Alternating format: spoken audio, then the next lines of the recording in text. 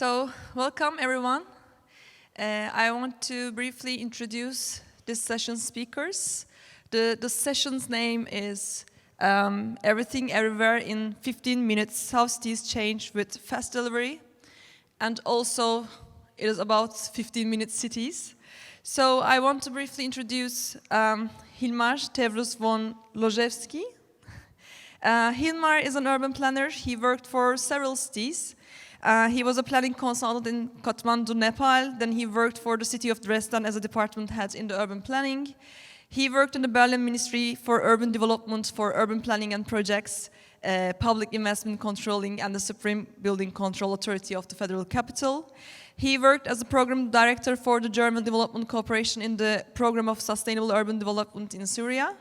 And now he is an alderman and the head of urban development, construction, housing and transport department of the German Association of Cities.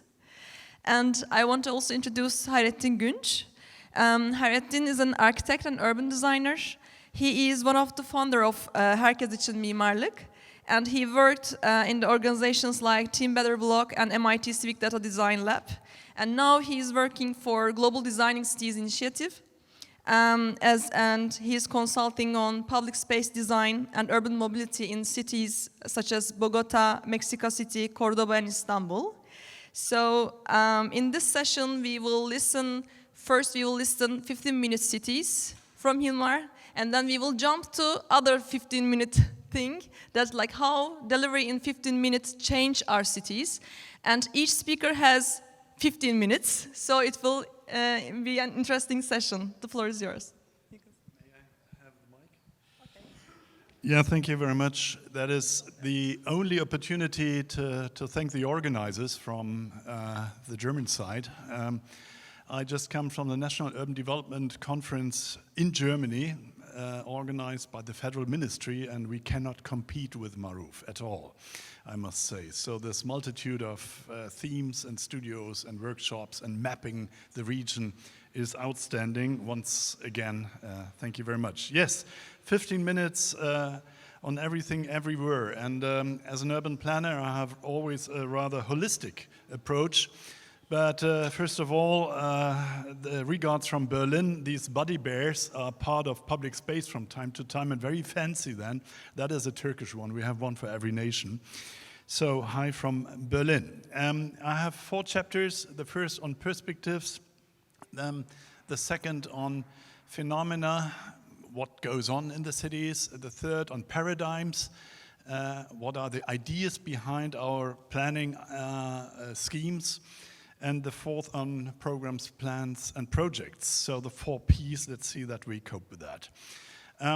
When we look at the historical perspective, and allow me to take Berlin as an example, it is always appalling to compare numbers. So in the 1910s to 1930s, we had about 10 to 15 times more public bicycle and pedestrian and horse traffic yet in the city than in 2020. So the whole scene in 1 century totally turned upside down.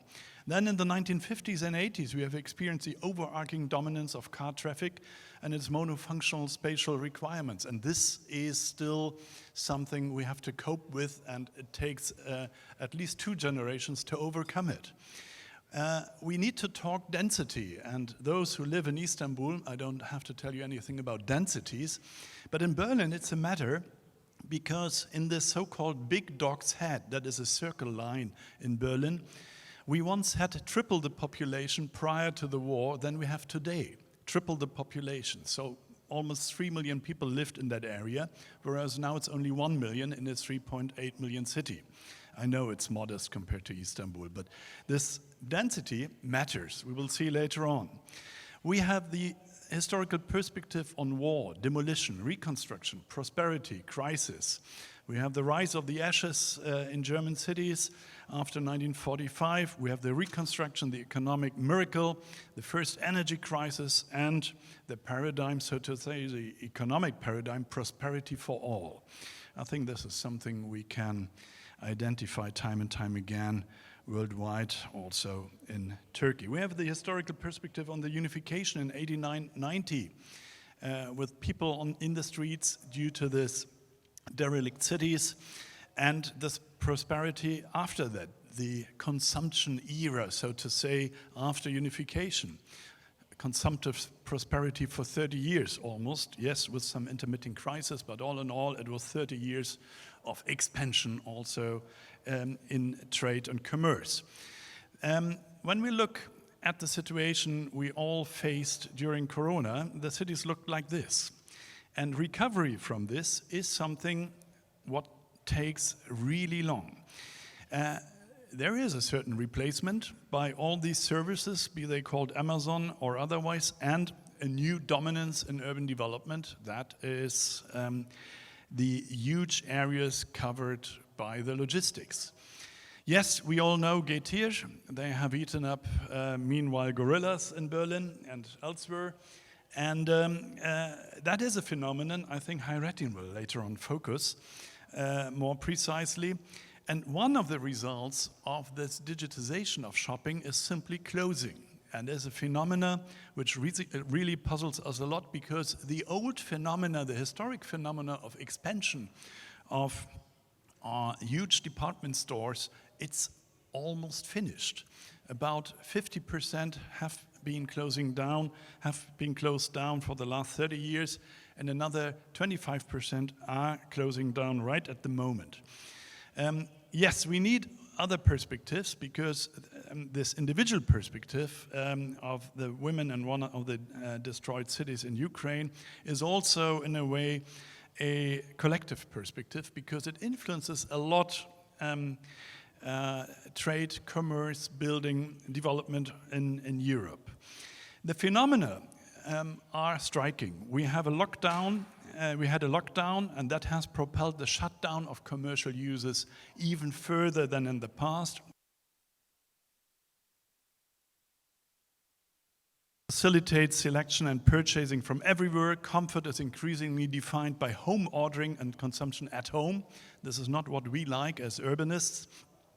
And public spaces, department stores, shopping facilities attract less people than in the heydays of on-site shopping. The increasingly challenging conditions are laid down here, and I think they are all known to you. In numbers, it becomes very clear that the post-locational consumption habits are totally different than they used to be.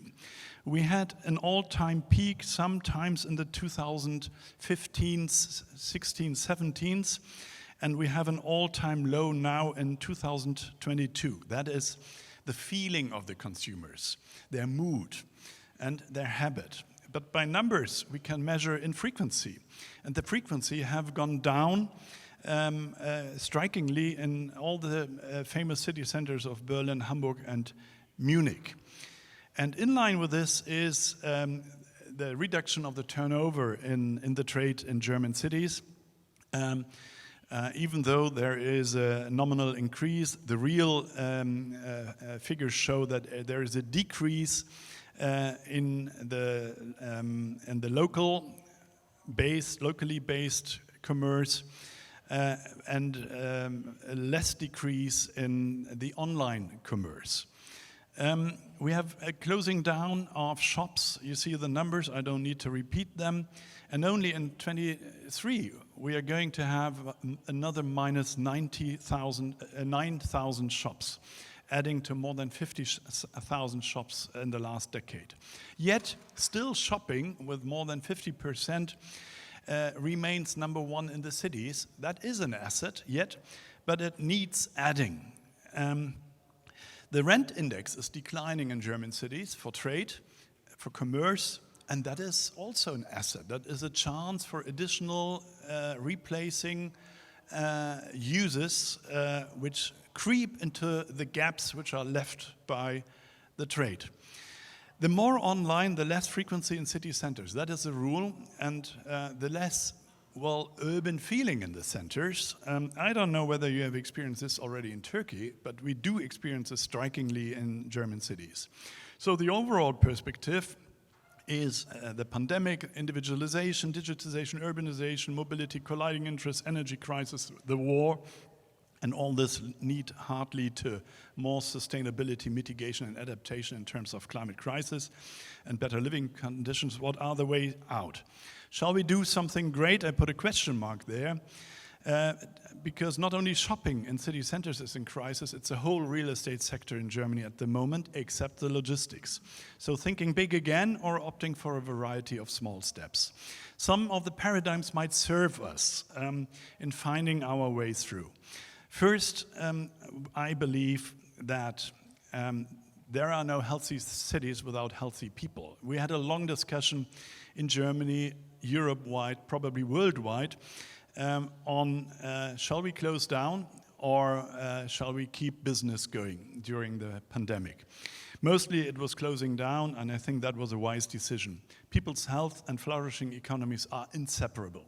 You cannot flourish economically with people getting sick or even dying. And the second paradigm, which is for me as an urban planner very important, is the integration. We often talk about integrated urban development.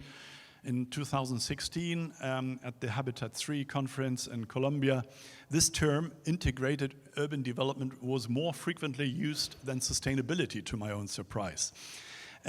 We talk about, well, even a philosophic background on this, because Aristotle has told us what is composed of parts so that it forms a uniform whole, which is obviously more than the sum of its parts. That is the synergy. So what we want to achieve in merging the different disciplines in urban development are synergies, more than the sum of its parts. We are looking for the European city, and I put a question mark there because the Oriental basics tell us maybe the Oriental city is a better European city in terms of density, mix of uses, and ideally short distances, identity and uniqueness. At least the cities I used to work in the Middle East, namely Damascus and Aleppo prior to the war, were representing this uniqueness and formed for me a kind of, yes, a sustainable asset for further development if one had picked up the prevalent pattern of development means density, mix of uses, short distances. Sustainability. We don't need a new definition on sustainability. We are discussing it so widely. The rule is very simple. Don't extract more than you add to the system, or don't pack more on the donkey than it can carry. It is this gentleman with this wonderful wig who has invented this term.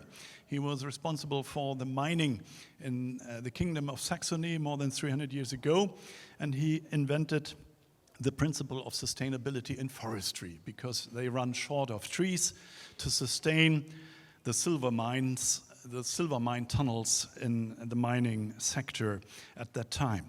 So this term initially comes from Germany. We are very proud, even though we do not really cope with it. You all know this triangle, and I'm briefly touching on this because at the angles of this triangle there are different forces towing. That is 250 years the economy, 140 years the social sector, and maybe 30, 40 years the environmental sector. If you had physics at school, you know that this triangle is totally lopsided. And to bring it into a balance would mean we have to tow with about 5 times the forces we have been towing for 250 years at the economic angle, at the environmental angle. This is not possible.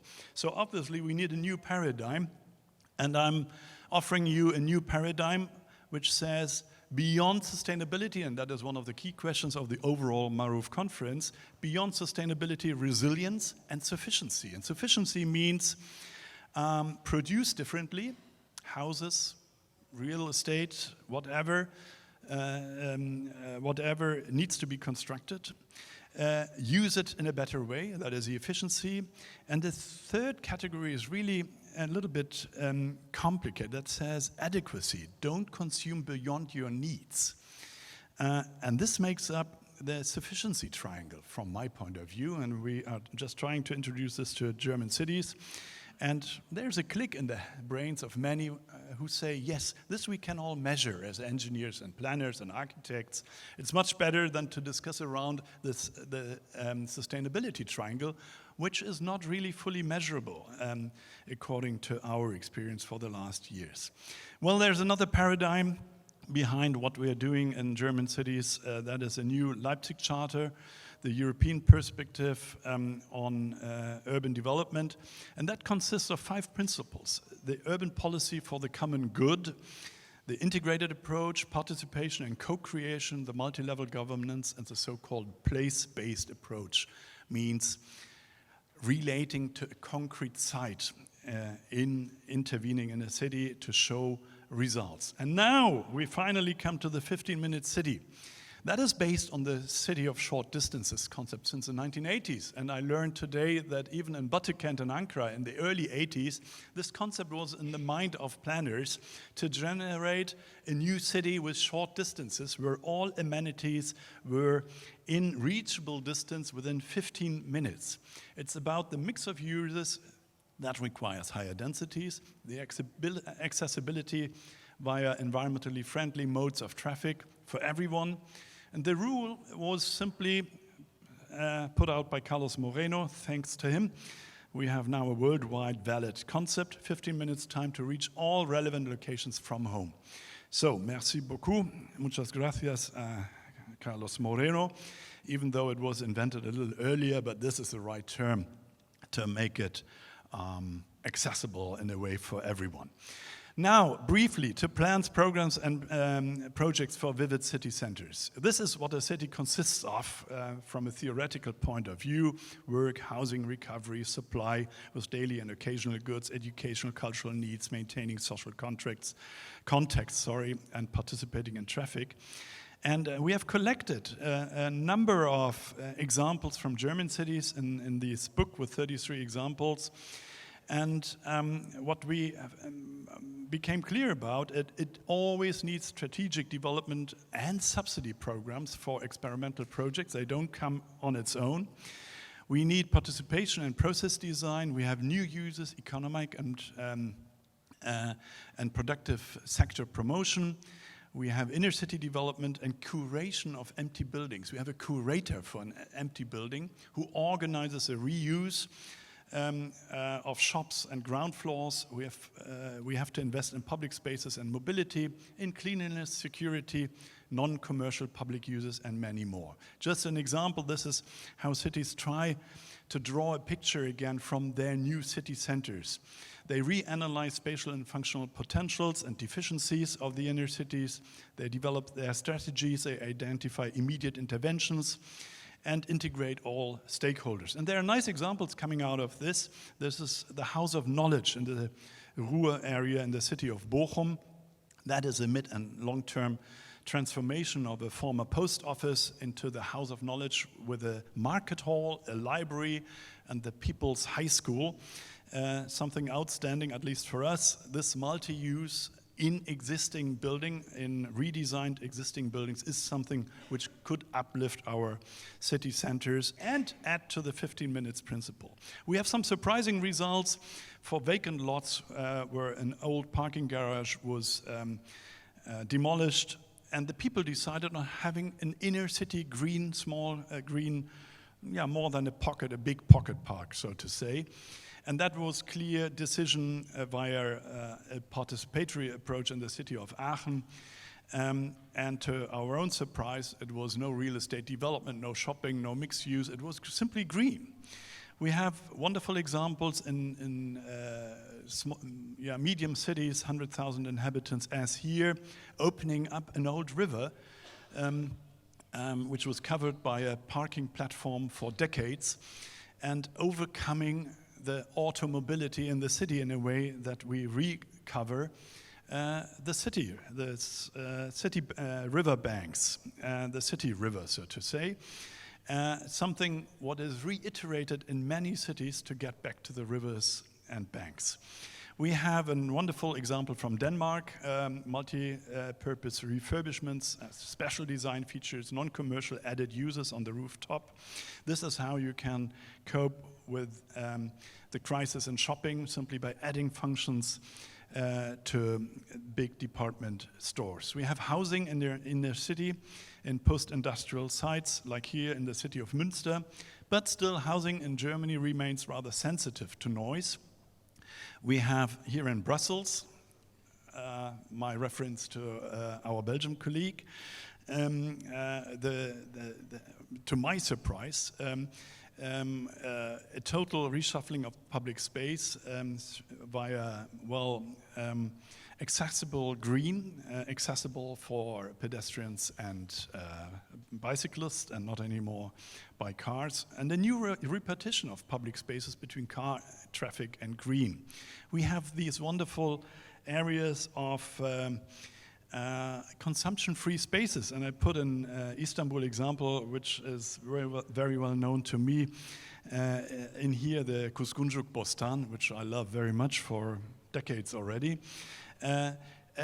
Here it matters that we have simply spaces in the city which you can use without consuming anything. And the example I brought along is from Vienna, the Museum Quarter, and we have many of these sites, but it needs planning for this and agreements with the private proprietors, and also reserving these spaces in the city. Yes, it's also about cleanliness and security, no doubt. I don't get into this any further. At the moment, these city policemen laugh ostensibly, but they could be also harsh, at least in Bavaria.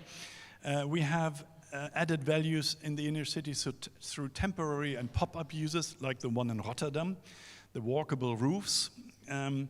We have added value through multiple uses during day and night in sites, a New York example, but this is a rather posh site, I think.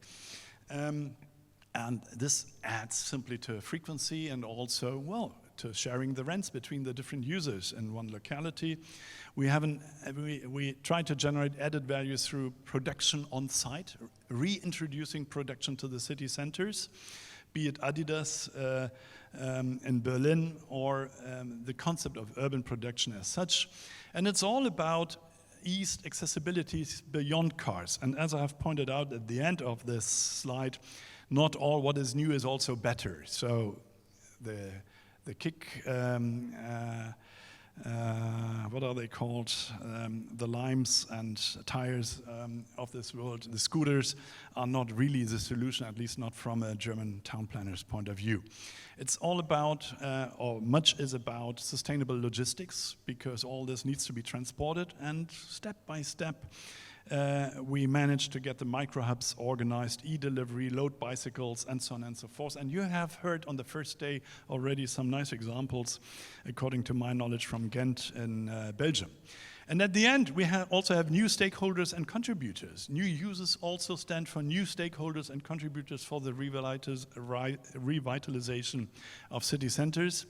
We need revised organizational structures in the city administrations and need to respond to new demands. How could a new management and curation of a city center looks like? Reality laboratories as a permanent status. Yes, this is it. So at the end, there is a conclusion. We need a very colorful intermingling of programs, plans, processes, and projects in order to cope with the situation we face in German cities. It's not solely big things, but a lot of piecemeal processes with a lot of steps. But it needs integrated concepts, initial public support for self-sustained structures in small-scale economy and local public. It needs urban design, design quality, design processes and competitions for public spaces, not only in inner cities. And 15 minutes is fine if it's for everyone, and all investments are directed towards this aim. But my suspicion is the 15 minutes concept is also, in a way, an elitist concept. We can all cope with the requirements of 15 minutes accessibility by our own means, but many others in the social strata of a city cannot. I hand to Hayrettin and beg your pardon for taking some of your time. Okay, no problem, Hilmar, thanks.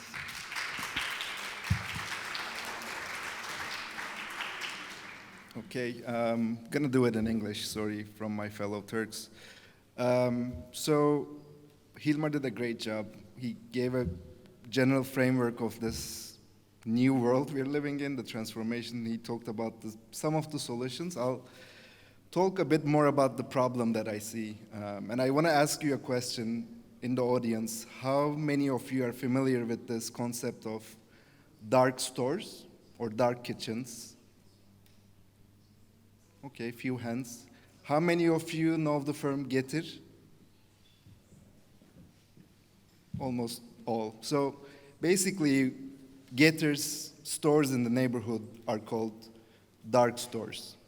And I'll explain in a bit, but the time that I realized I'm from Istanbul, but I live in New York. I don't know exactly remember when this was the time, but it was around 2020, during COVID, everything was bad. I realized like one of the stores in my neighborhood was changing. It was one of the new buildings, main street, probably very expensive rent. And then it became this store with this just graphics on one of these images that you see probably in the back. Just has image, but you cannot go in. And yeah, it started operating like that. And it was that moment I started questioning, how can a firm rent something so expensive and doesn't use one of its main features, which is the storefront? So I started thinking about this, and it started popping out in New York. Getir was much before New York, like Istanbul was already going through this transformation. It came later to New York, but it was an interesting phenomena. And so unlike, like we know Amazon, the firm, so basically the concept of dark store is unlike big warehouses, usually they are on the outside of the city. These dark stores are inside the neighborhoods, sometimes in the main streets. It's not big as that, of course, it's just small store like a pharmacy or a grocery store. But inside, it's just racks, like storage racks, and people picking up stuff according to the order. So you can imagine, but there's also the dark kitchens. I don't know if that's a thing in Istanbul or in Turkey. It's basically same concept, but instead of these shelves, there are kitchen prep tables. So there's a Mexican food counter, there's a Turkish food counter, there's a Indian food counter, but there's no tables, so it's like a virtual restaurant. So you can order any food you want, and perhaps you don't know these are separate. Like you don't know if it's coming from the same place. You might think this is separate restaurants, but it's actually one store serving different types of food. So again, this is becoming a big thing, especially in the United States. Maybe 5 years ago or 10 years ago, this would be an interesting idea, but probably won't happen in 10, 15 years. But COVID happened, and COVID was a huge accelerant for this thing, like these grocery shopping and these delivery things. Basically, over one night, they did this 5-year jump, like these firms. And basically, they were trying to compete with Amazon, like trying to reduce the time between the act of buying something and receiving the goods. So that's their whole thing, like you buy something and you want to get that thing as soon as possible. And since there's Amazon trying to do this, these little firms was basically for investors something they could put their money on so that they can compete with Amazon. It's either gonna be one big firm or these small firms that are competing in this new world. But all of them are thinking this is gonna be the reality. Maybe not now, we are in the beginning stage, but in 5 years, what you see here in these images, imagine them being maybe half of the stores in the street is something like this, like a dark store for grocery, dark store for kitchen. So that's the image now we should start thinking about what it means for our cities. And my short answer is, I think it's gonna be problematic. Like it's gonna really change how we interact with our neighborhoods. First thing is the public life of the streets. These streets are basically vacant storefronts, and we know vacant storefronts are bad for cities, and it's not my feeling, the data shows like streets with vacant storefronts has higher crime rates, more fire risks, and when there's a lot of vacant storefronts, fewer people walk on those streets. There's security issues and fewer connections, like fewer people interact with each other. And we know this social interaction is very important for our mental well-being, and we are becoming more and more lonely, living inside our houses, working from our homes. So anything that even makes it worse is problematic. And also for physical reasons, like, you start moving less, you start ordering everything from your home, and it increases depression, anxiety. Again, these are facts. So we should think about the impacts on that in that aspect. The other aspect is these stores are forcing rent increases. So they start renting these stores in very high rent prices just because they have money to spend right now. The investors are like pouring their monies into these firms, and they can rent these things. But it's bad for all the other businesses right now on that street. It's basically another way of gentrification effect, you might say. And then they, like the regular grocery store, cannot compete with these cheap prices. Also the prices, if you look at Getir right now or other firms, the prices are very competitive with the regular stores. So that's because in the beginning phase of these stages, they make the prices low, so you get used to the app, used to using that, and then gradually increasing it. They like Uber or Lyft, which is, I know, not in Istanbul, but it's the same story. Finally, the third issue is how we use our street and sidewalk. So in Istanbul, we know sidewalk space is already very limited. And these dark stores, you can see in this image, actually, the motorcycles, it's going to create, again, a space problem. In New York, it's mostly e-bikes, which is relatively better, but it has its own problems too. But in Istanbul, mostly motorcycles, they park in front of these stores, or kitchens, let's say, dark kitchens. And it's basically obstructing movement of pedestrians. Also creates safety risks, like road safety risks, motorcycles crashing. That's another topic. Motorcycle safety is going to be a big problem in any city in the world, mostly in global south, but especially in Istanbul as well. So again, another third problem that I see related to these issues. So you might ask, is there a potential positive side of this thing? And Hilmar showed some of those things, I think. There is, if you know me, I am into flexible pop-up urbanism stuff, which there is potential with these approach now. Like, I think it's a case study for flexible use of retail space. With warehouses, I don't see a positive side. Like, if it's a Getir store, it's basically a warehouse of goods. I don't know how it can be reutilized. But if it's a grocery store or a kitchen, if it's a kitchen, like changing that through the year according to the needs or request of the residents of that neighborhood might be an interesting thing. It can be a one thing for a couple of months, and then for winter it's a different thing, for summer it's a different thing. So there is that potential, like the stores being flexible in that sense. But I don't think we are going into that direction. I see some examples, but mostly I see the dark side of this thing. It's becoming more and more stores that we cannot go in. So again, as I wrap up, I know we are over time. There's a disruption with technology, and the cities are trying to catch up. Like the municipality is trying to understand what's going on. We are already behind.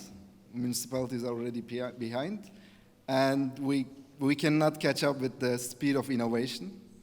We should, though. We should see this and like try to understand how we can make this productive for people, good for public life. One solution, like European cities tend to ban these things, started to ban these things and basically regard them as warehouses. They are not stores anymore, so they cannot be in the city center or in the neighborhoods. But perhaps that's not the best approach, or it won't solve the problem.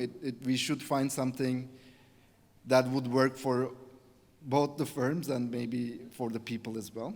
I don't know that solution yet. I just perhaps started thinking about this recently. But there might be a way to bring value to our neighborhoods. I'll stop here. And I don't know if we have time for questions. I don't think so. So we'll wrap up here, but we're happy to continue the conversation later. So thank you so much. If you allow a brief response, I'm very thankful, Hayrettin, that you have drawn my attention to this fact. When Hayrettin and I communicated yesterday night, I was reading about dark stores. I know dark rooms from Berlin and dark restaurants, but dark stores was something new to me. And then it came to mind, yes, I have it in front of my door at home. Yes, a vacant shop became a dark shop. So the term is now in my mind, and I even opened up a door for these dark shops in my presentation by saying the rents decline. And this offers space for new users. But as a matter of fact, we don't want these users. So I closed this door right away by saying we need to curate the ground floors of the inner city. Yeah. But how to curate them in a market economy where everyone is free to rent to anyone? So prohibiting this will be quite an exercise and only possible in limited areas of the city center, which are a kind of historic preservation area or an area in German cities preserved through its social structure. But shops are not part of the social structure yet. So we also face a legal problem in coping with this phenomena. Thank you very much. Thank you. Okay, thank you, Hilmar and Hayrettin, for these beautiful presentations. Yeah, I'm going to invite our next speakers, Bronwyn Thornton, Hilla Barner, and Chiara Di Grandi, to the stage, please.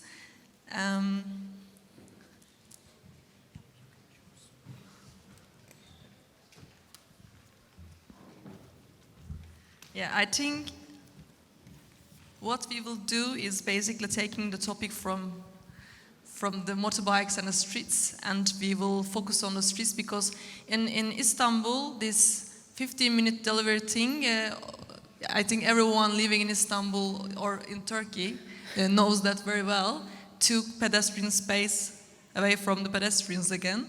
So first, before starting the topic, I want to ask a question to our participants. So how many of you remember streets when you recall your childhood memories? Maybe top. Yeah, I can see some hands. And how many of you will let your child, if you have any or imaginary child, to the street if they want to play all by themselves? No, one there? But you are not living in Turkey, I guess, yes, too, from Denmark. Here? Nice.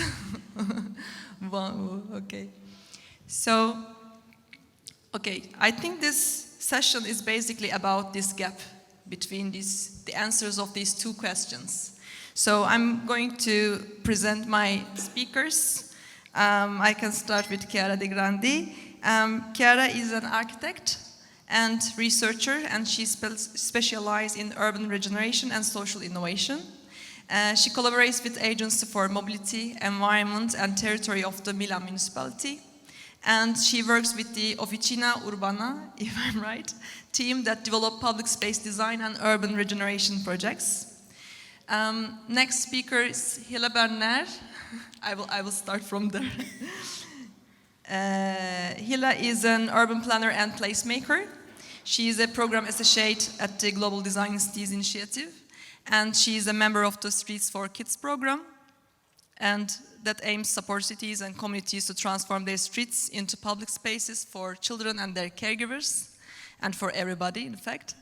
And she was also project manager for developing Israel's national planning and design guidelines for child-friendly cities as part of the Urban 95 initiative. And then I'm looking to Bronwyn Thornton. Bronwyn is the CEO of Walk21 Foundation. She promotes and supports the value of walking and walkable communities all around the world, literally. She is also the chair of the Africa Network for Walking and Cycling. Bronwyn works closely with international agencies and cities to ensure that walking is on the table whenever they are developing solutions to tackle some challenges like climate change and public health and whatever it is. So we are going to first start with the Bronwyn's presentation. You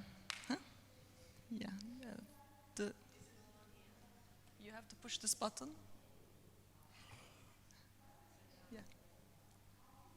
Yeah, Bronwyn, can you explain us the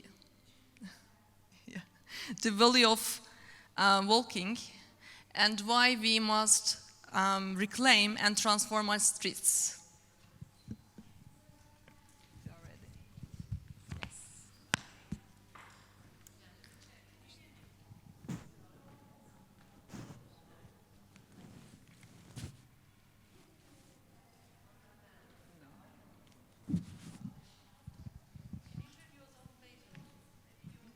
Turn this one off. There, I can hear me. Yes? Okay, great. It's much easier than shouting, but being Australian, we're quite good at getting our voices to the back paddock. We agreed to have some fairly short presentations so that we can have more time for questions and discussions. So I want to be super brief about some framing. For those of you who don't know Walk21, we've actually been around since the year 2000, promoting walking, running a conference, hosting the International Charter for Walking, and working with international agencies and cities, national governments, to develop the tools and resources so that people can make different choices and value walking in their cities and their communities. There's lots of reasons why walking matters. The fantastic thing about walking is that it's the solution to everything. But you normally have to be a bit more specific when you want people to pay attention and to invest in walking. The slide I've put up here is the climate slide.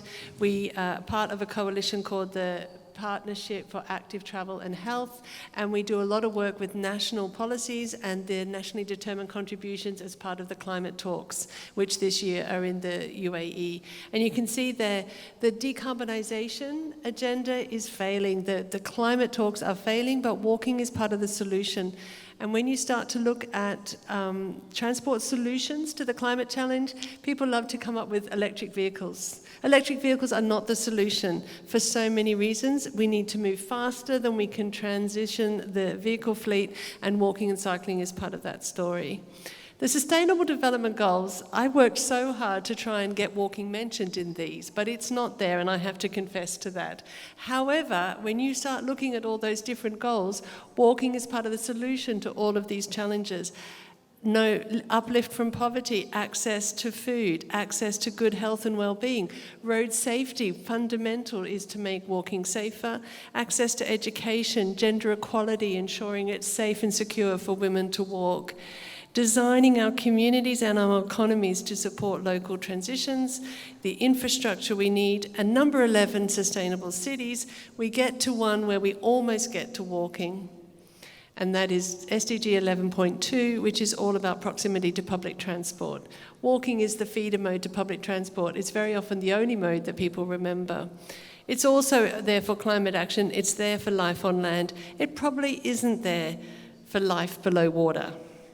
we can't walk on water yet and we can't survive below water, but walking is part of all of these goals.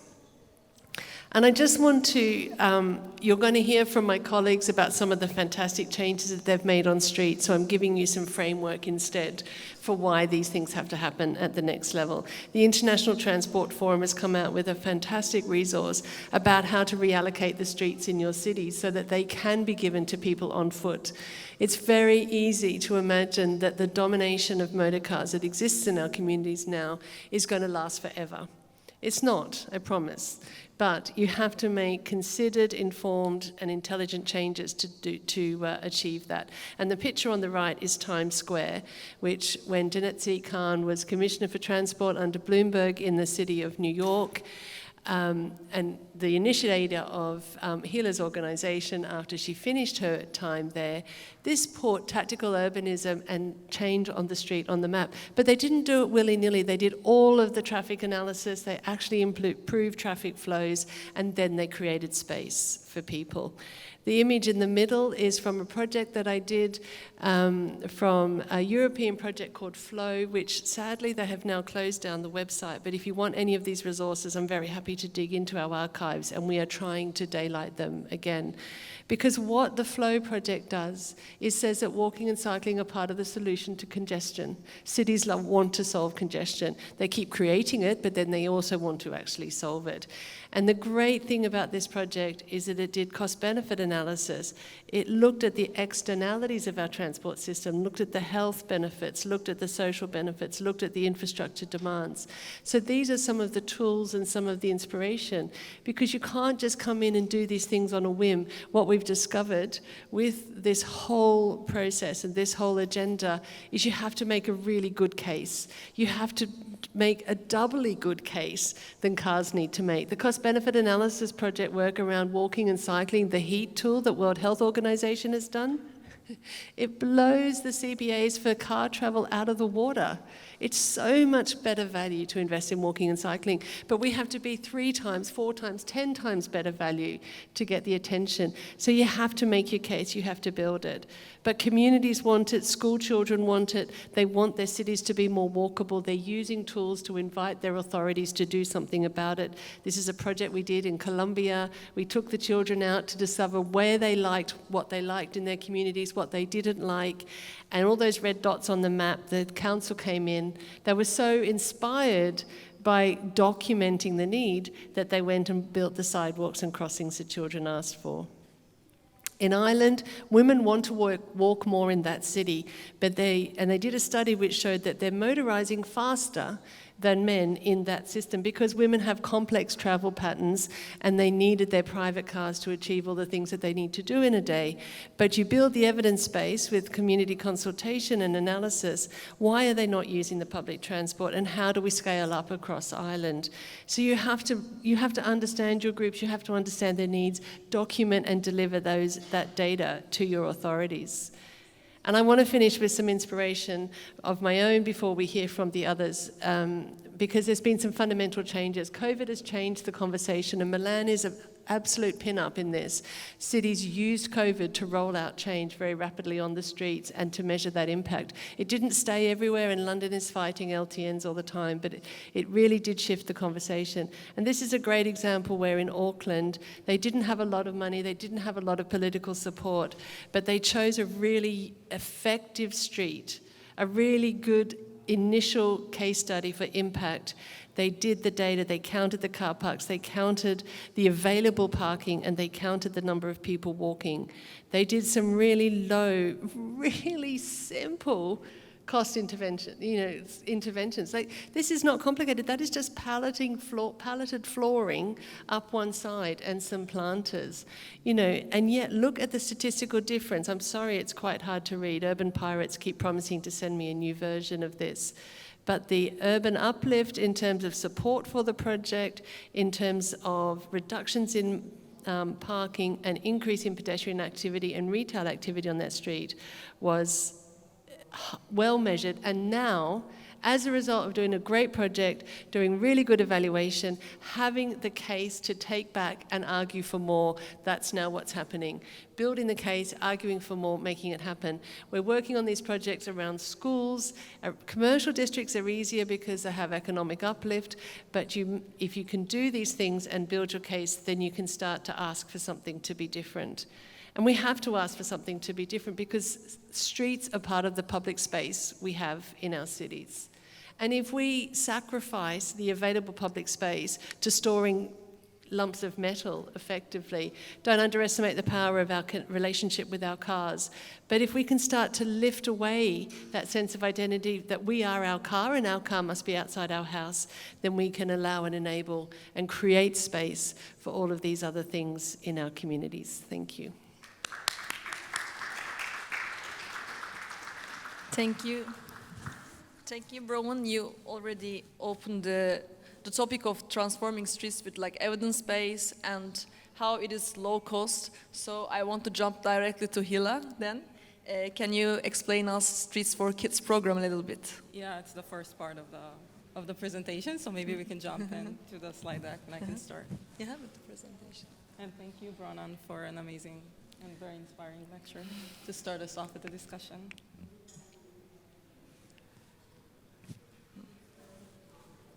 I think it's, coming. Okay. But Can you hear me now? yeah. Okay, thank you.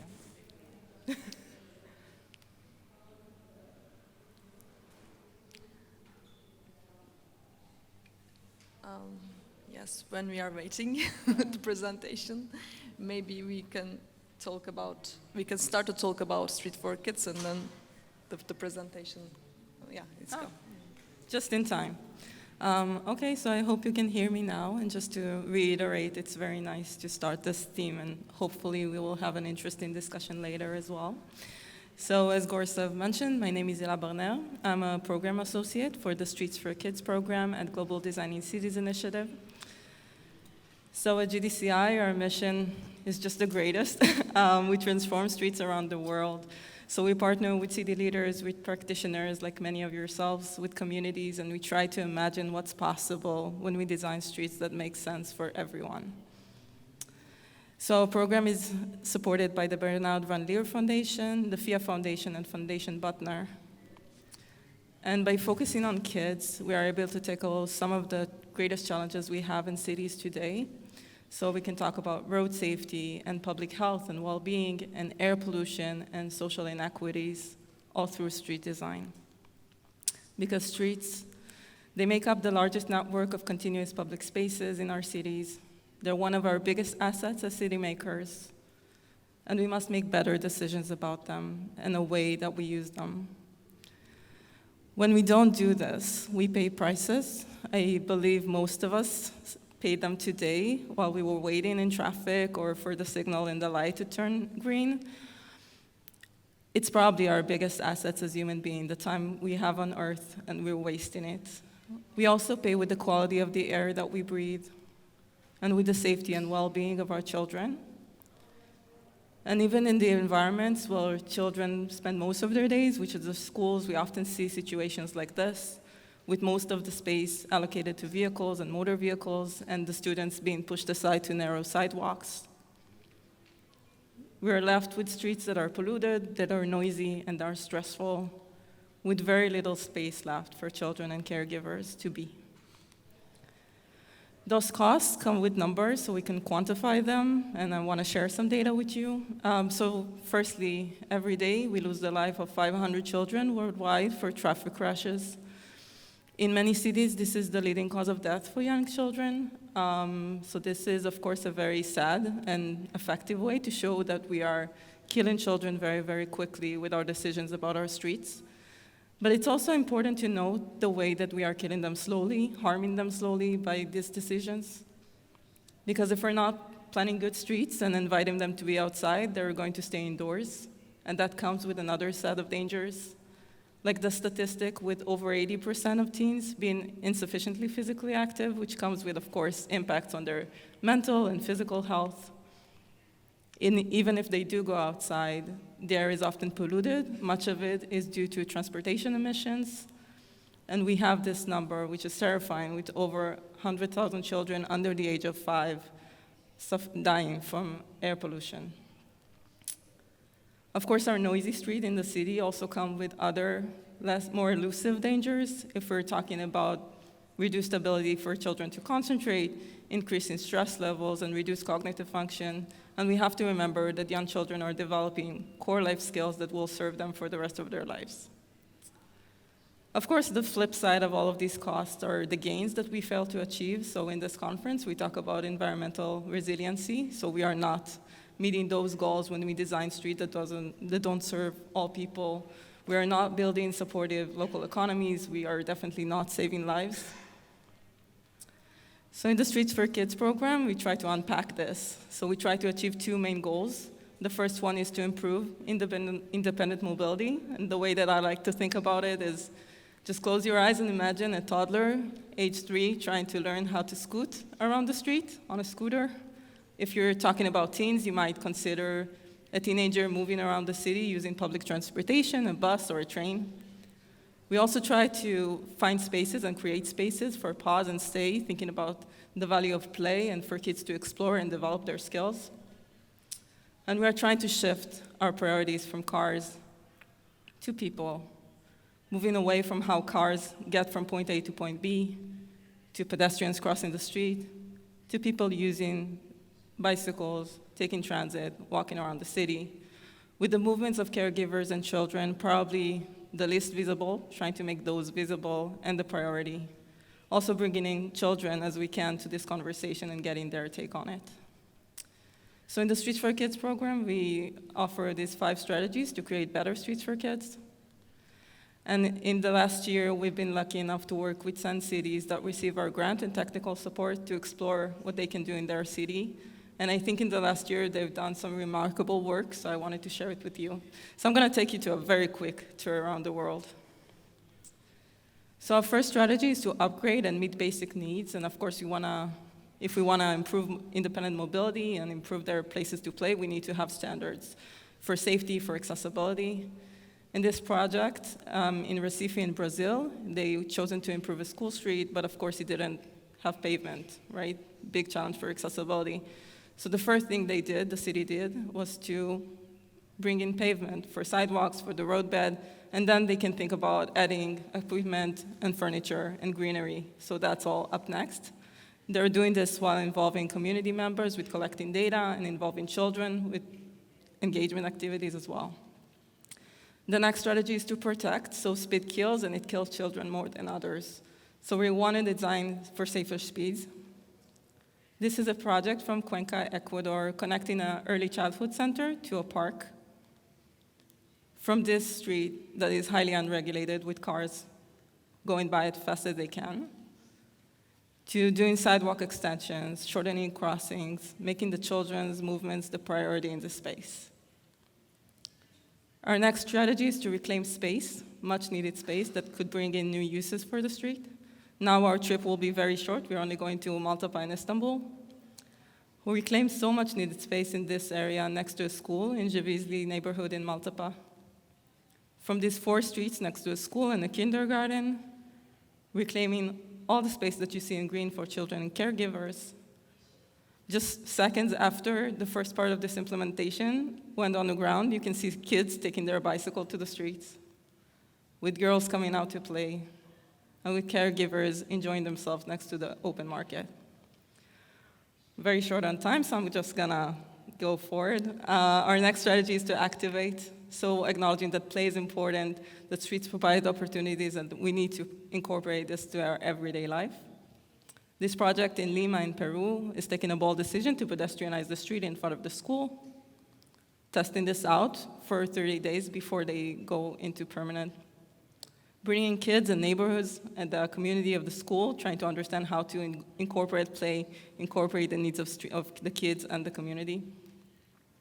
And finally, our strategy to extend, so not only focusing on the street, but the opportunities around the street for underused areas and for other institutions as well. Next stop is Leon in Mexico. This is a school street. And through a process of 2 months-long engagement, they actually brought in so many members of the community from local institutions, schools, businesses and children, trying to bring in different activities and include them in the street. Also asking their opinions and what do they want to see in the street and what type of opportunities they see. These projects go into the first cycle of Streets for Kids project, like this one in Fortaleza in Brazil, which upgraded a street next to a school from a neglected area to reclaiming space for pedestrians, reducing vehicle lanes, speeding down traffic, and allowing pedestrians to take over the street. Making children feel safer, making parents feel more comfortable talking to their kids, enjoying their time with the community. All of these projects are based on our guidelines. 2 of them I wanted to show are also available in Turkish, which is really a cause for celebration, and I invite you to check them out as well. We're very proud to have over 100 cities endorse our guides and use them, including Istanbul in 2020, with other cities adopting them, creating their own guidelines, like this city in Recife in Brazil, who just recently launched their guide in 2023. So thank you very much, and I look forward to the last presentation. Thank you, Hila. You mentioned, but I want to mention again, if you want to see more details about this, you can find the purple book, Streets for Kids, Çocuklar için Sokaklar. It's already in Turkish, thanks to Superpool. And we are going to our next speaker. I know that as the Milan municipality, the city of Milan, you are also working closely with GDCI. And Chiara, can you share Milan's program, the big program for transforming car-centric streets into some healthy and resilient public spaces? Thank you, Gorsev. I don't know if you can hear me. Thank you also for the presentation. I'm going to present the Piazze Aperte program that started back in 2018. But I'll start from what Milan was doing at the same time. Milan was approved in 2018 a new territorial management plan, which was called Milan 2030, looking to the urban planning for the next 10 years. It was very interesting because it focused a lot on public space as a common good, through many tools, the planning master plan, the sustainable urban mobility plan, and the neighborhood plan, all going towards a new way of thinking public space in the city of Milan. But this was stuck with the business as usual. So capital works that costed millions took years and were unreversible and were really difficult to plan altogether and answer very fast to the needs of the city.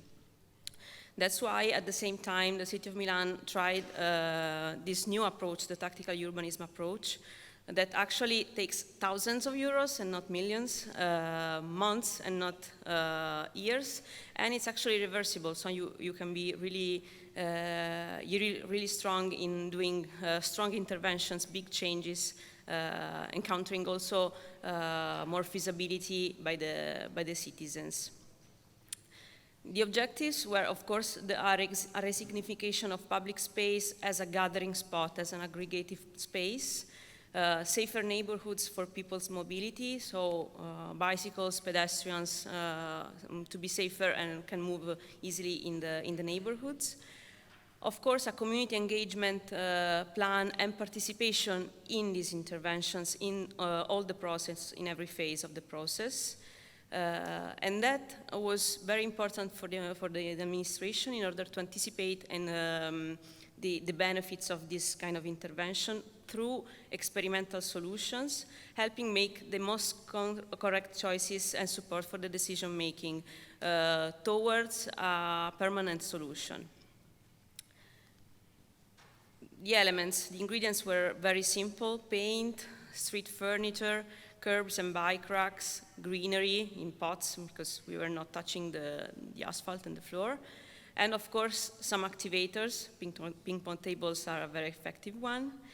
And of course, also community events through the involvement of citizens and organizations. In 2018 we started, and in 1 year and a half, 15 plazas were done.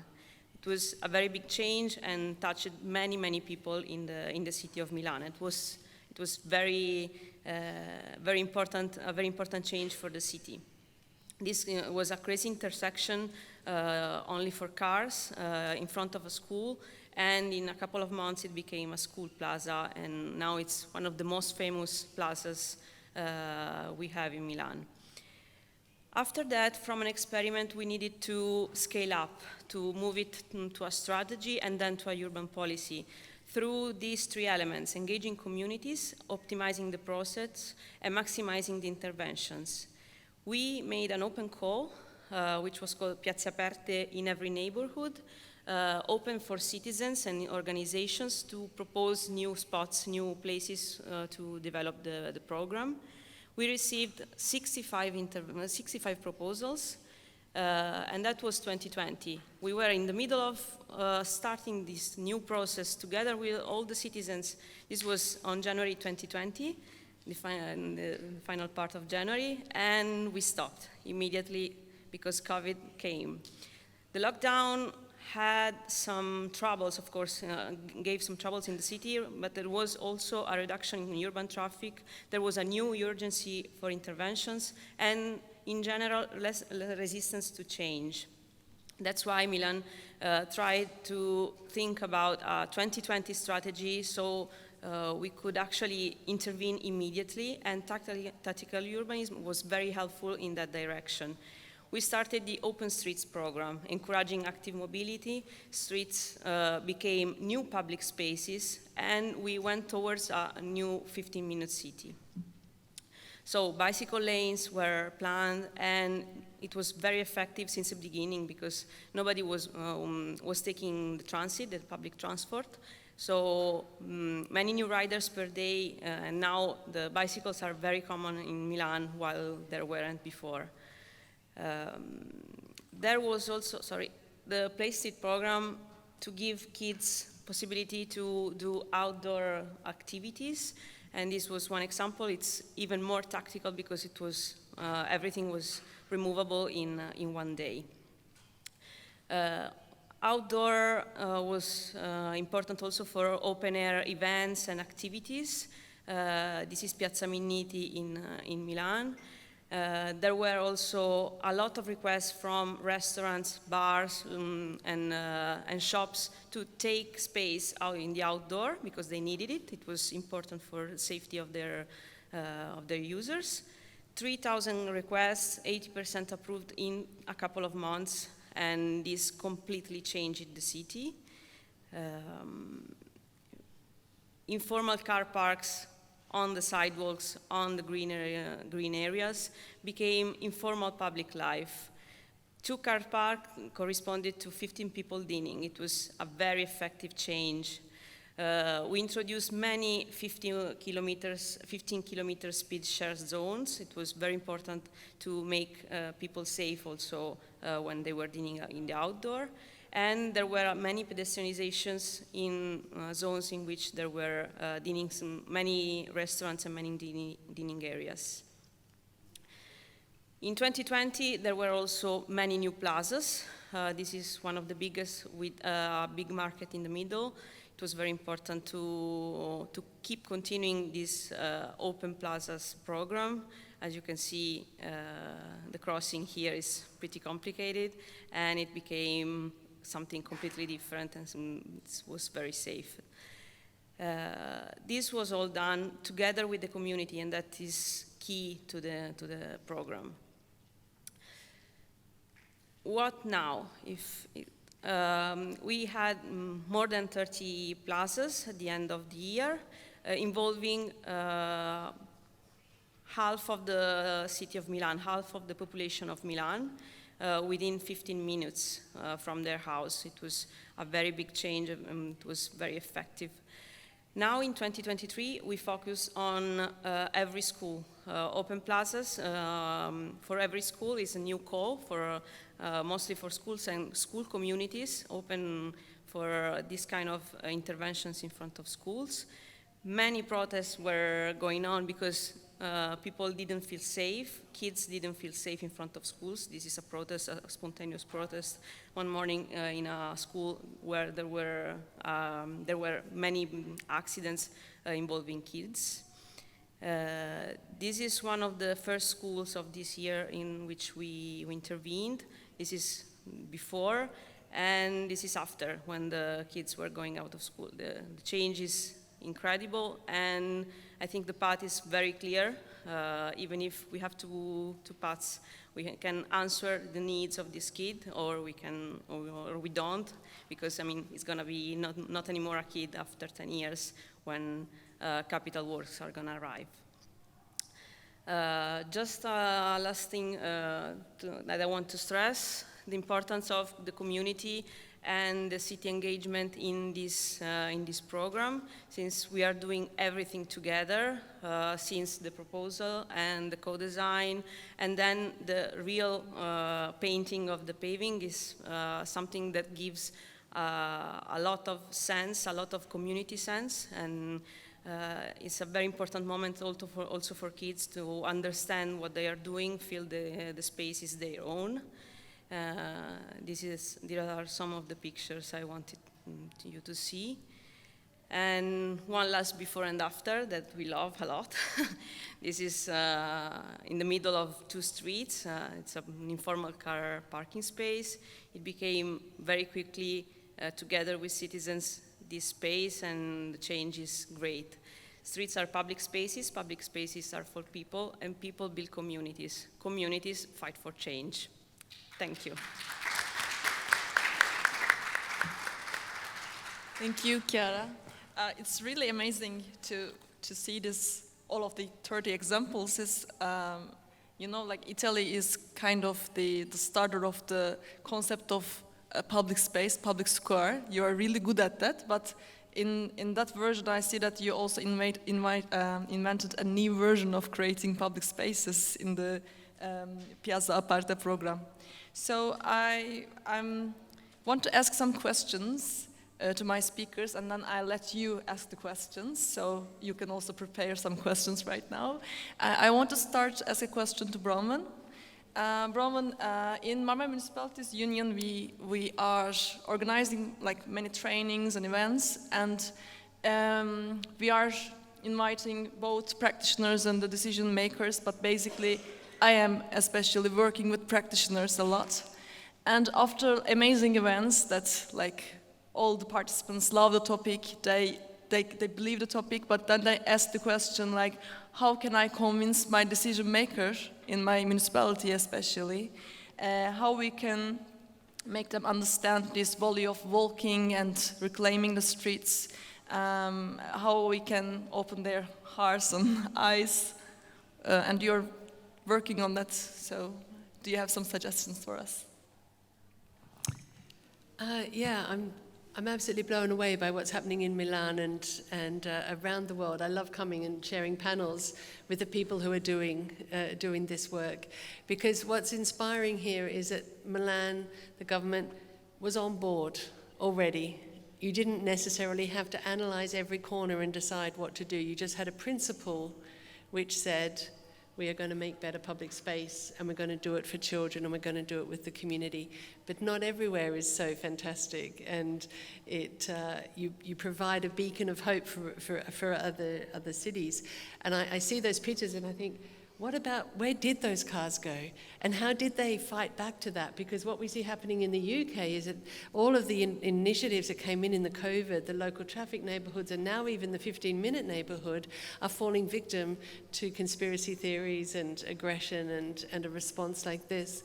So from our perspective, you need these examples. You have to point to a city, because everyone is really good at saying, oh, that's lovely, that's Milan, that will never work here. And so frequently. It's just the absolute number one thing. That will always work over there. There's all these reasons why it won't work here. And I always am inspired by Jan Gell, who was inspired by the Italians and their use of plazas to go back to Denmark not exactly a Mediterranean or warm country, and spend 30 years transforming the streets of Copenhagen by saying we can be different, we can imagine our public spaces differently, and year by year increasing, changing over car parks and inviting people out into public space to the famous city that Copenhagen is now. So you have to find those little things that you can bring back to your city, to your decision makers. It might be paint. Children are fantastic, but it's shocking to me that people still think it's more important to drive and park outside schools than enable children to walk freely to their schools. So find the lever. This is my key point. Find the lever that motivates your politicians, that motivates your decision makers, because these things have so many different benefits. If road safety is your agenda, make it about road safety. If public life is your agenda, make it about public life. If physical activity is the agenda, make it about physical activity. If the environment is the agenda, make it about emissions and clean air and environmental change. You can leverage all of these imperatives to deliver the streets that you've seen from my colleagues here and to promote the concept of walking.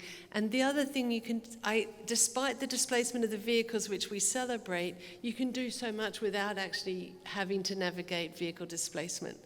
As you saw from Hila with all of her different stages, there's so much that can be done for small amounts of money and really effectively. So be cost effective, find the lever that they really want to use. And I'm still a big fan, start small, build your base, and then scale up and grow that, local example so they can't displace the sense that it won't work here. Show that it can. Thank you so much. As you said, like, in fact, these transformations have like many agenda. They fit every agenda, in fact. Like it can be related to climate change, it can be related to health, active mobility and everything. So yeah, everyone can find what agenda you have in your municipality and then match it with the transformation and show one and then multiply maybe. So Hila, I have a question for you. Yeah, we are first starting with these temporary things to show what we can do to make people imagine what they can have, because before then, if you ask if can we take your car park, even if the people don't have a car, they say, no, I want this car park. But then if you put a bench on it and then like sitting on the bench near a plant, asking the same question, the answer also can change. But then what happens to, like, what should we do to go to the next step, to make a permanent change in that area? What you suggest, and what are the common challenges that you see in these cities you work with, and how did they solve it? Yeah, no, thank you for the question. I think it really relates to the answers that Bronan just gave as to how to create change. I think it's very different for each city. I'm not gonna presume there's like one way to do it. And of course, everyone takes their own sort of like opportunities that they see and how to tie in different agendas. I think some of the ways that people go from sort of temporary into permanent, it's just, as Bronan mentioned, sort of collecting the data, making the case. I was in a panel in the morning about children's priorities, and one of the speakers said something like, when we evaluate what we are doing, we're actually doing kind of good, but like we don't really report on things, so we don't really gather the information, so we're not always aware of different things that we're doing. So one thing that I see a lot of cities that we work with are doing quite well and helping them make the case to go into permanent, it's sort of getting organized, getting your story straight, getting data from before you did the transformation and then comparing it into the after data, showing that you actually had impact. I think something that we miss sometimes is also talking to the people and sort of documenting their stories. I know like the 21st century is all about storytelling, but in this case, I think it actually does make sense to bring in those unique perspectives. So it's no longer just a picture of the girl playing on top of those balls that I show you in Maltepe, but also how she sees it, how meaningful it is for her, how meaningful it is for her caregiver to go outside. And I think all of those things help to convince others. It's always a good idea to sort of try to be in their shoes and understand what type of data, what type of information is important for them, and try to tap into this. Just like you mentioned, people have different agendas, and you can try to look for the funder that is interested in health and try to talk to the school that is interested in doing outdoor activities and educational curriculum. So it's basically trying to navigate your way into the world, but in the perspective of streets. I think sometimes it takes a bit of courage also to say, okay, we did this for a while, and now we're ready to take it to the next level, and we're ready to say that we tested it, and it works, and now we're going to do something more permanent, and it's also another step that we need to take. I think showing example is very meaningful, and I don't think it's a coincidence that all of us try to give as many case studies and colorful picture and emotional stories about this, because often people won't believe until they see that other people in Milan, I think, is an amazing inspiration for other cities as well to say they did it. I think I can do it too. And yeah, I think I mentioned in my presentation endorsing our guide. I know it sounds very salesman pitch type thing, but actually I think it's a good way to embed policy. So when you come to other people in your city, to engineers or decision makers that might not be aligned, and say, we got someone to put a stamp on this and say that this guide makes sense. It makes sense for other cities, it makes sense for your city. And then I think moving to permanent might be a bit easier. So I would also urge you to think about it as well and consider it as an option. And yeah. Thank you. I know that it really needs hard work to make the first transformation, and I can see in our teams also we have a program together with GDCI and Superpool, which calls Street Transformation Program. It's basically a practice-oriented learning program, and you can see also the outcomes in the exhibition hall. And we saw that, like, in every one. After this big opening, like the people are really hardworking to open, and then after the big opening, then what? Like, everyone stays calm. But I can see Inegöl here, for example, the city of Inegöl, the day after the big opening, and they were really exhausted, and they asked us, okay, we went to the place, and what we have to collect, and we were like, oh, we want to cry. It's so awesome to also see some cases like that. And in this program, like 10 cities tried first this street transformation. There is in Turkey only one city, Maltepe, which is not city but ilçe. Yes, district, yeah. Thank you. The Maltepe district working with GDCI, and they transformed multiple streets, but other than, like, in our program, 10 cities tried their first attempt, successful attempt. But my question is how they can turn these singular experiences into some comprehensive program, just in Milan case, and how or can we turn these tactics into strategies? Thank you for the question, Gorsev. I think in the presentation I told you that community is the main ingredient to do this kind of interventions to me, because we started from that point. In the beginning, the first two prototypes were completely top-down. There were, of course, some interviews, some surveys that were done, but in the end, it was the municipality that decided where to do it and how to do it. It was a big change when we decided to invert completely the process and start from the proposals from citizens, because they were involved since the beginning, and we had interlocutors with which we could actually design the new spaces and think about their needs, and think about the needs of the community, and not in general only city users. And in a vision that comes from outside of the neighborhood, of course, you cannot really understand what do they need. And finally, doing it together, I think it was very effective in order to build a community around this kind of interventions, and also maintain it, activate it, and taking care of it in general. this process was very effective in building a strategy in which the administration and the municipality is not alone doing this kind of interventions, but it's the city itself that is asking, and we are doing it together, and if it's not okay, we can plan it again and redesign it and rethink of it. And I think this can take a little bit of longer time because, of course, co-design is not easy, and we know it. But still, I think that is the main ingredient in doing a bigger program and try to answer the different needs in the neighborhoods and also have some consensus around these kind of interventions. Of course, there is also a problem inside the municipalities. I wanted to add to Brown's intervention. Even in Milan, there is a lot of conflict, a lot of problems. So, of course, as is, no, it's not perfect at all.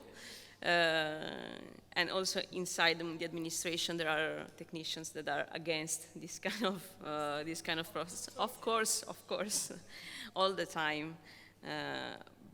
But I think it's very important to optimize the process and try to make the different sectors inside of the administration talk together and work together and absorb this kind of approach that is low cost, is fast. We need to answer very fast to this need, and then we see how it is going and we observe it and we monitor it. And thanks to that, I think it can really become a strategy and a urban policy that fits in the middle between the status quo and the capital work that takes too long to be there to answer the questions the city itself asks. I just would really love to add the experience of London to this process, and that's embedding the new standard into the street design guidelines so that, and we've talked about it, we've touched on it, but what they did in London was Transport for London owns a certain number of roads and locals own different roads. Every time they went out to do road maintenance and road refits and road redesign, so they're not building lots of new spaces, but it's not the temporary interventions. They just had new expectations about how to build public space for people on foot and to manage bike lanes. So the arguments internally can't be argued anymore because this is now the new expectation. It doesn't happen overnight, but that process of addressing some of that internal conflict was answered by TfL in London with guidelines. So everywhere you go, you see this, not as glamorous sometimes or as beautiful as these changes, but just everywhere, wider footpaths, build out space, different things happening for people on foot. Yeah. And I think like showing the first example of like turning this streets into public spaces, it really works to make increase the pressure of community, because then the community also start to ask for new spaces. In every example that we see, like people started to say, okay, sometimes they are angry. They are saying that you are only doing to this district, but we also want in this district, but it's good. Then they need. So, okay, we have one question from the application. Eylül Kırtoğlu from our audience asked a question to you, Chiara. While transforming public spaces in the name of squares, how do you preserve cultural heritage, since Italy has cultural aspects in every street of it?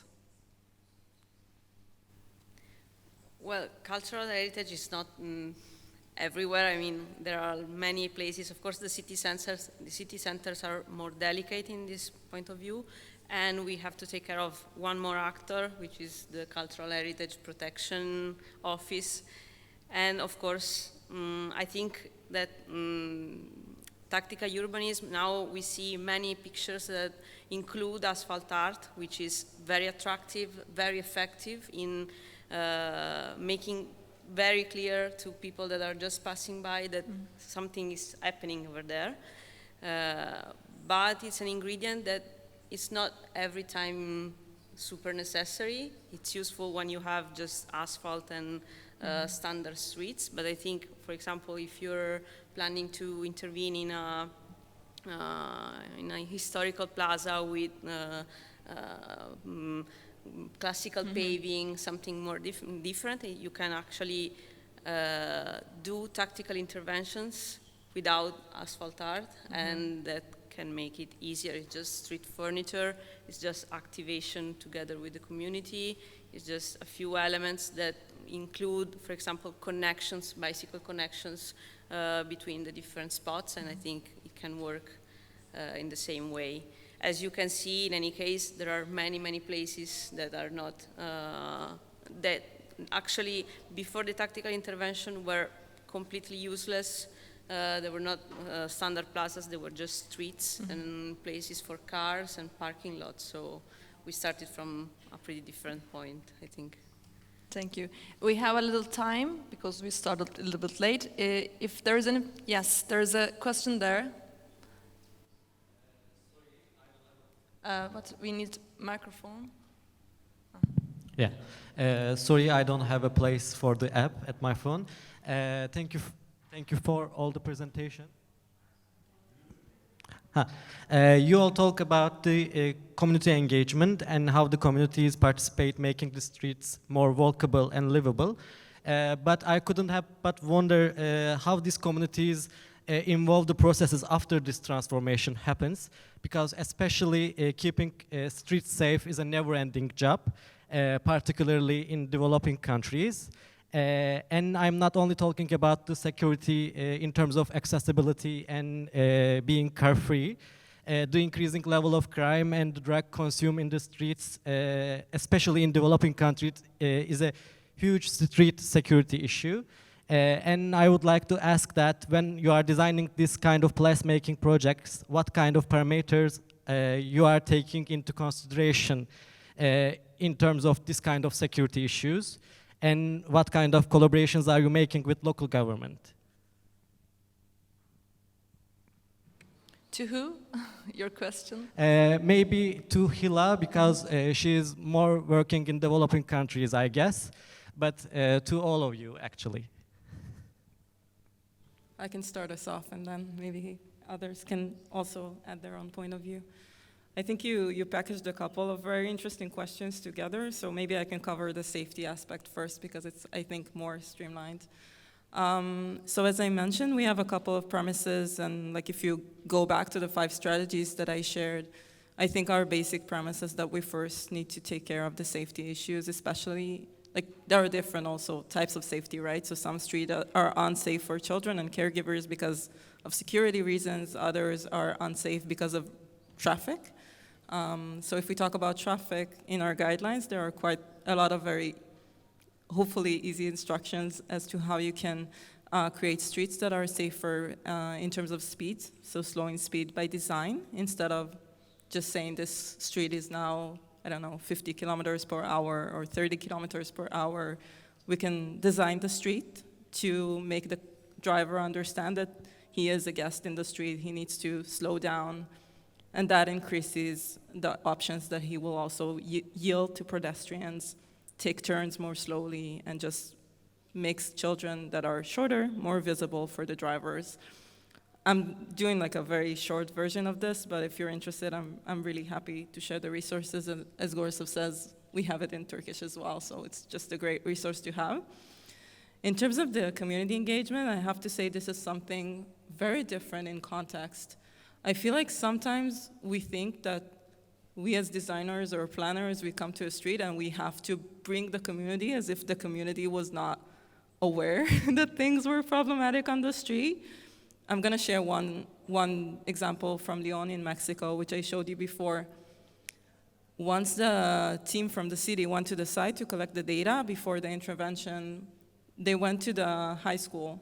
And they saw that, like, afternoon, the school was out, kids were leaving the school. And they saw the principal going out of the school and just put up a tape, like a police tape, to extend the sidewalk. And they found out something that they didn't know before, that like a month before they went into the site, a teen was hit by a hit and run by a car and was injured. Like, thank God he wasn't severely injured, but he was injured. And the kid's mom went to the principal and she said she wouldn't have it, they have to change something. So they did what they can. They did it with like a tape, and they did it every day. So they sort of had a pop-up intervention of sorts. But of course, once the team from the city was there and they had like the extra resources and some time to think it over and to redesign the street, they could offer something that made more sense. So of course, not all of the community members were concerned about this, but some community members, arguably the more important community members in this case, were. So community, I think, often is something that is already there. We might not be aware of, especially as an urban planner myself, like working on the desk, you don't always think about things like this or are aware of things like this are happening. So I would say community engagement as a first step is probably just to go outside and talk to people. And I think sometimes we're surprised about the partners that are actually there just waiting. Thank you. Do you want to add something? I just pick up on the security aspect, and the antisocial behavior aspect. And what you find, from my understanding, and again, I'm sure it's not ever perfect, but when you come in and make these interventions, you do displace that sense of rundownness. You know, the old broken window theory that once a window breaks and the graffiti comes in and the rubbish collects and things escalate and accumulate. But once you show that you're caring and looking after a space and that you're addressing some of those local concerns, you do get a displacement of some of that antisocial behavior. That doesn't mean it has necessarily gone away, and there are broader societal challenges that changing the way we work our streets aren't going to address. Like, let's be realistic about what we can achieve with street transformations, which is a huge amount compared to what we knew, 10, 15 years ago. But there is some things which can't be addressed by that. But there's also some things which we shouldn't let determine what we do, because, for example, in my hometown of Brisbane, they took away all the benches because drug users and women sat on them at night time and created antisocial behavior. It also meant that old people couldn't go to the shops in the daytime because they had nowhere to sit and rest on their journey to those shops. We can't ask our streets to do everything. We can't ask our physical interventions to do everything. What we can do is take a positive approach, create spaces that the community values. We did a fantastic graffiti wall project in a really rundown development in England. And it was done by the local teenagers, and it never got messed with. They loved their local art. They suddenly had something to be proud of. Instead of tagging all the buildings and making a mess with their graffiti, they were suddenly had something to be proud of. You can't deal with all of it, but you can find ways to empower people to appreciate those spaces and make them better for them. Thank you. So maybe, yeah. No, quickly, I perfectly agree with what Bronan said, and I just want to add a couple of things that come to my mind about security. For sure, you can, as a designer, prevent some of the antisocial behaviors in designing the plaza, the space in which you're working on. And at the same time, you can have to understand that this kind of intervention, of course, it cannot do everything, but still, I think also it's very easy and very tricky, this thing, but pushing a little bit further, a little bit away the parking spots far from your home. You have to walk, 100 meters more, 200 meters more, but you activate that space by walking that 100 meters. And I think that's pretty effective in changing how the neighborhood is lived, because you move a little bit more, and just car passing by are not giving any kind of security, while pedestrians and people in general are moving by foot or by bicycle, and that can help very much also that kind of approach. So leaving that space can change actually the way it's been used till now. Thank you so much. So thank you for our speakers and the participants. I just want to summarize it and finish this session. So first, make your case and find the agenda of the city and meet with the agenda and convince the decision makers for the first attempt. So make it happen for the first time and show what a change looks like to everyone, and then don't stop and scale it up. So, okay, thank you very much.